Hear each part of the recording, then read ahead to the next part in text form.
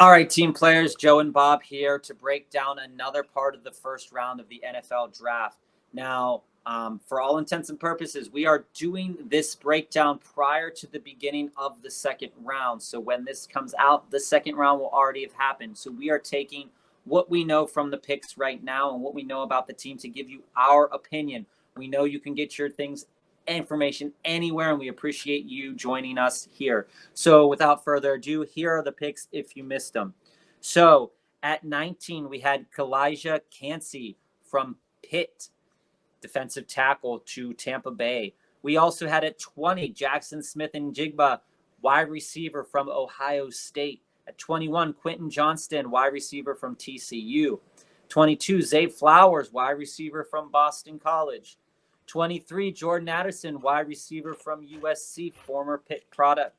And at 24, we had Deonte Banks going to the Giants, cornerback from Maryland. Now, Joe, we know it year after year. When a group of wide receivers are taken in chunks like this. Only 4 of the draft, all right there. We need to judge them accordingly. And we are forever going to tie the production of these 4 guys to each other. And forever they are going to be either considered very, very good, just okay, a bust, terrible. We don't know what's going to happen to these guys. But, Joe, tell us a little bit about these wide receivers and what you think these teams are going to get and how you just feel about them. Because I know you have an opinion about a couple of these guys. All right, so first off, Jaxon Smith is the most talented one of them. He should have gone first. And quite frankly, I'm really surprised he dropped all the way to 20. I thought that there's a lot of assets that should have gone ahead of him. A couple screaming picks like the Commanders at 16 instead of flubbing it with Forbes. So Smith is by far and away the best of him, and Seattle got one of the best values in the draft, snagging him there.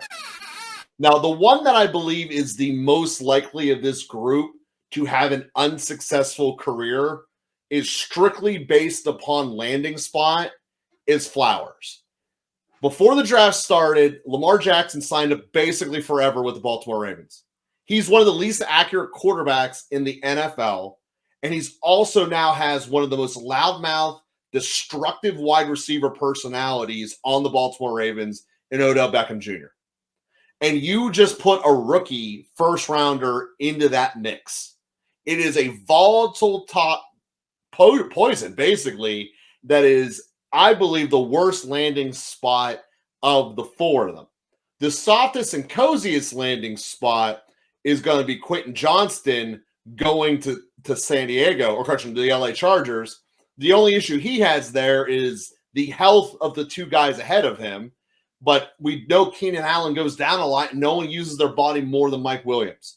So when I look at that, I think there's a very good chance 3 years in that the value of them is going to be Jackson number 1, Quentin number 2, and then Addison being number 3. And the reason I think that it's important to point out Flowers isn't necessarily the problem himself. He's in a toxic situation with arguably the most destructive wide receiver who's had any talent since Terrell Owens. And he's got a quarterback who can't throw a ball. So aside from that, it's a great spot for a wide receiver to hang out. And in Minnesota, being the number 2 next to J-Jeff is a great opportunity for Addison.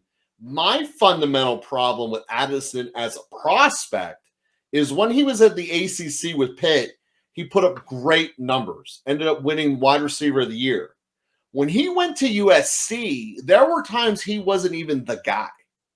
So we're using a first-round pick on a guy who easily fell into the shadows as soon as there was actual legitimate competition, because the budget for the name license imaging at the University of Southern California is a monumental different factor than it is a Pitt.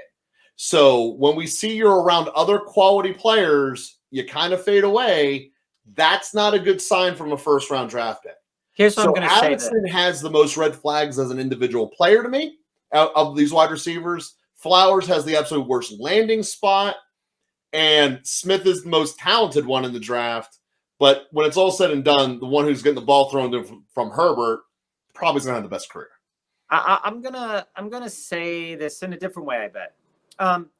Addison, I am not sold on USC as a product anymore.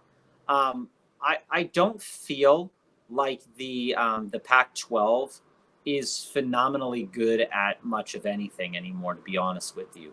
And I think that Jordan Addison proving himself in the ACC with Clemson, and particularly having pretty decent games, if I remember correctly, against Clemson secondary, is more telling than anything that he did last year at USC.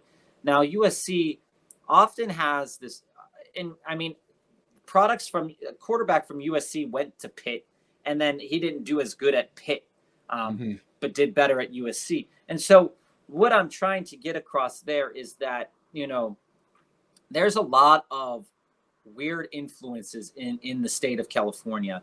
And at USC particularly, the talent level has seemed to dip in recent years, and we're not getting as many talented people, especially in the wide receiver pool, cornerback pool, that we've gotten in the past. So I think that there's a lot of past conception about USC that's no longer actually true. If you look at the Pac-12 and you think about the big boppers in the Pac-12, you've got Oregon, you've got Utah. And these are the two teams that, typically speaking, we've been talking about. Now, USC was competing with that this past year, but I haven't been thrilled with any quarterback that has run through USC recently. Let's just be honest about that. Near as the NFL. Whatever product you have, I think that Kirk Cousins is, 7,000 bajillion light years better than whatever product he has ever played with in his life. And he has the talent. He doesn't have the size, but he has the talent to be good. Now, you are now on a team where you have Dalvin Cook, you have Hawkinson, you have Jefferson, you have KJ Osborne. So you're going to fit in whatever role they designed for Adam Thielen. And I wouldn't put it out of the realm of possibility that either him or Jaxon Smith will have the best year this year because of their situations. Now, the reason I like Jaxon Smith, other than his extreme talent, is his incredible situation. You're looking at a guy who is now... Oh, there's no one fighting him. You're looking at a guy who's now paired with Geno Smith, who, for all intents and purposes, had an incredible resurgence last year and could do that and continue to do that this year. You then stick him on a team who has an offensive, who could run the ball.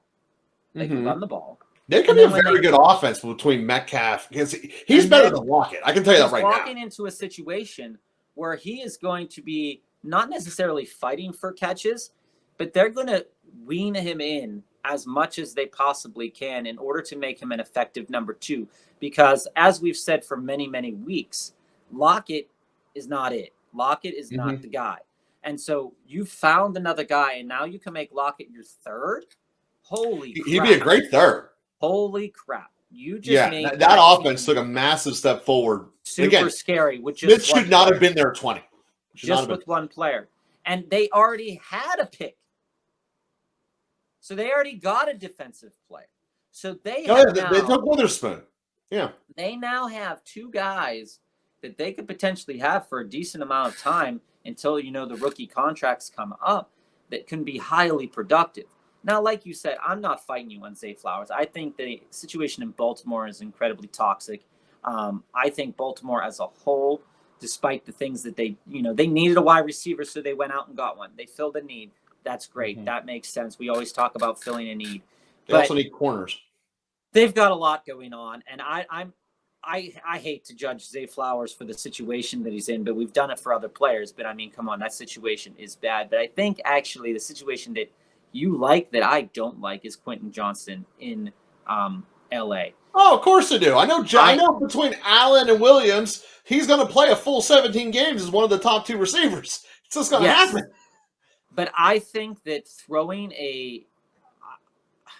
it's Herbert, dude. I get it.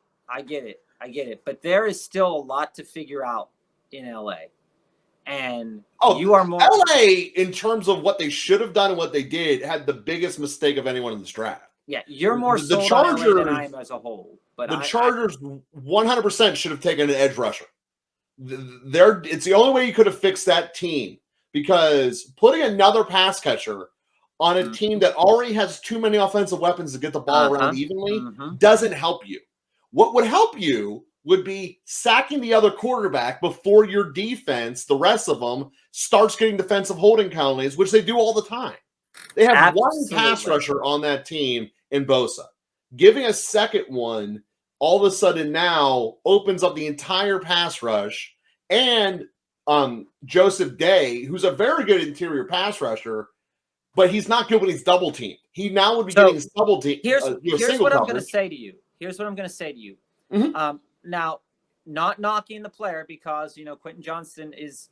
Oh, I'm not knocking the player. I'm knocking the direction the Chargers went. Let me just read you the next top 5 best wide receivers. And the Chargers, do the Chargers have a pick in the second round? Yes. I believe so. They should. Yeah, I don't remember them trading in LA. I'm just checking. All right, so their pick, they have pick in the second round. They have the 23rd pick in the second round. Then they have pick in the 3rd, 4th, 5th. So they're standard. They're a standard team. Good. So if you look at them, these are the next 5 wide receivers that, you know, ESPN is predicting to be off the board. Jonathan Mingo out of Ole Miss, Jaden Reed out of Michigan State, Jalen Hyde out of Tennessee, and Cedric Tillman out of Tennessee. All of those guys, especially the 2 Tennessee wide receivers, I think would have been a better fit for the Chargers if they would have went out and taken, say, you know, let's go to the rounds again here. Let's see what happened in the first round here. You would have taken Bresse. That's what I was going to say. Taking Rezi, taking Miles Murphy, you know, even taking something to like Mozzie Smith, you know, that went to the Cowboys. Taking somebody that could help your defense, because, a pass rusher, yeah. Because Quentin he could have been there for you potentially a little bit later. You might have even been able to package a little bit of picks to take him again. But they need more help, and getting a wide receiver wasn't necessarily, and we've talked about this before, it wasn't necessarily the Chargers' problem. The Chargers' problem last year was giving up the game. They can score as many points as they want, but they couldn't win because they won, but you saw what happened against the Jaguars, and everybody did when they played them in the playoffs. They couldn't hold the lead. So why go out there and get another guy who's just the same as the guys you have? It makes no sense to me. I completely agree with you, but we kind of buried the lead here, and I'm down at the end of the episode. Last episode, I told you there's one player I guarantee you who ends up being a bust and the worst first-round pick of this entire draft. Tampa Bay took him. Chancey is getting comparisons to Aaron Donald. Aaron Donald is too short to mathematically work in the NFL. This guy's the same height. He's weaker than him, has slower moves that are less effective. Short-bodied, too light, not good moves. He can jump a gap. He's good at that, but you can't do that in the NFL because you get destroyed. This is a guy who will be a bust. He takes plays off, and Chancey, 100% of all of the picks, if I have to rank most likely to fail, first pick, baby, Chancey.